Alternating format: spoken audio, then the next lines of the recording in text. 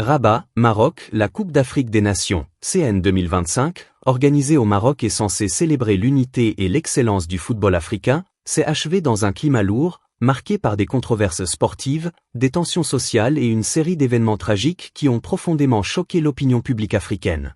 Parmi eux, la mort de 2 Africains présents au Maroc à l'occasion de la compétition, le journaliste sportif malien Mohamed Soumaré et le Camerounais Audrey Ibonio, a suscité une onde de choc continentale, alimentée par l'émotion, les interrogations et une intense circulation d'informations, parfois non vérifiées, sur les réseaux sociaux.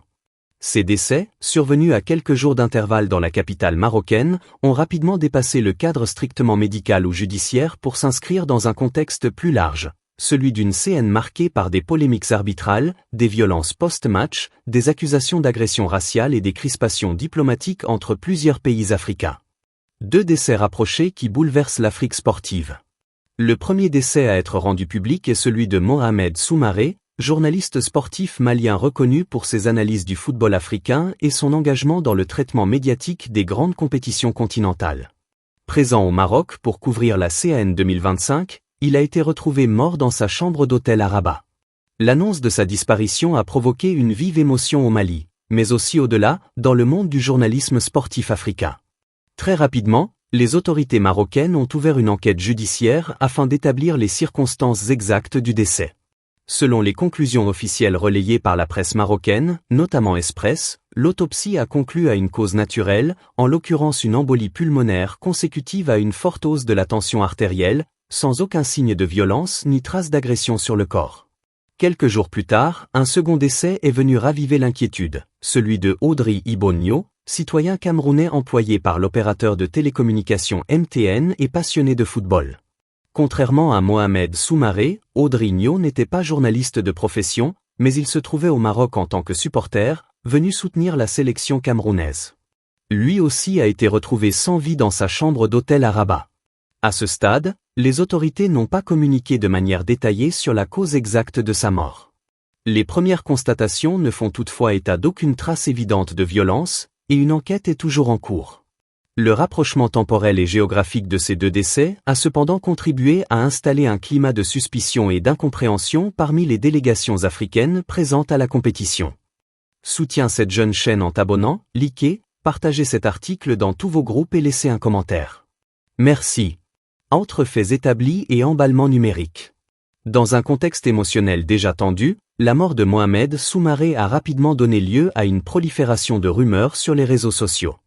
Certaines publications, largement relayées sur Facebook, X, anciennement Twitter, et WhatsApp, ont affirmé sans preuve que le journaliste aurait été assassiné en raison de critiques qu'il aurait formulées sur l'arbitrage ou l'organisation de la CAN.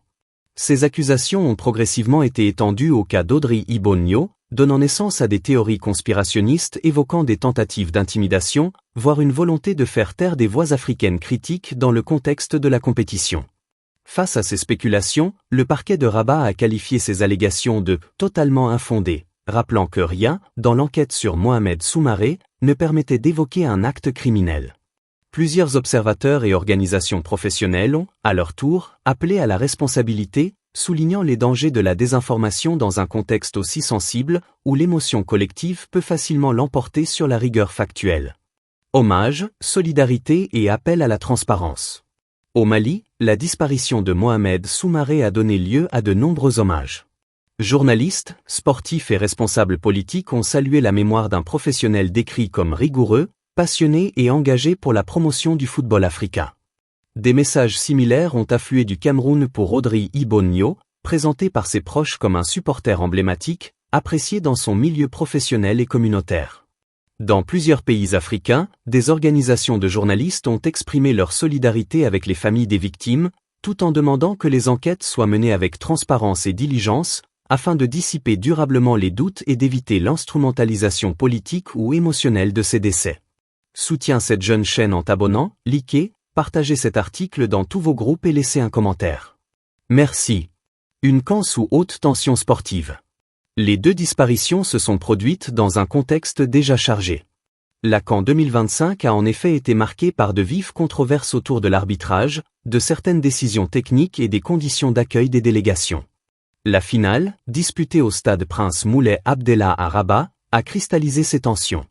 Opposant le Sénégal au Maroc, elle s'est conclue par une victoire sénégalaise, 1-0, dans un scénario chaotique, marqué par un pénalty très contesté, des protestations virulentes et une sortie temporaire du terrain de l'équipe sénégalaise avant son retour et la poursuite du match. La Confédération africaine de football a condamné les comportements jugés inappropriés et annoncé l'ouverture d'enquêtes disciplinaires visant joueurs et officiels impliqués dans ces incidents. Ces événements ont renforcé le sentiment, chez de nombreux supporters africains, que la compétition avait été entachée de dysfonctionnements graves. Violence et incidents après la finale. Au-delà du terrain, la situation s'est encore dégradée après la finale. Plusieurs incidents violents ont été signalés au Maroc.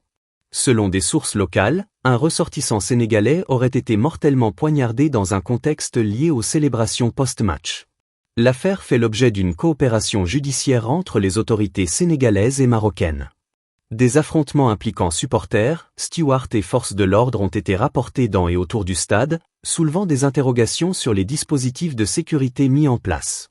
Ces événements ont contribué à renforcer un climat de tension et d'insécurité ressenti par certains supporters africains présents au Maroc. Soutiens cette jeune chaîne en t'abonnant, likez, partagez cet article dans tous vos groupes et laissez un commentaire. Merci. Accusations d'agression raciale et discours haineux. Dans les jours qui ont suivi la finale, des témoignages faisant état d'agressions verbales ou physiques visant des Africains subsahariens au Maroc ont circulé sur les réseaux sociaux.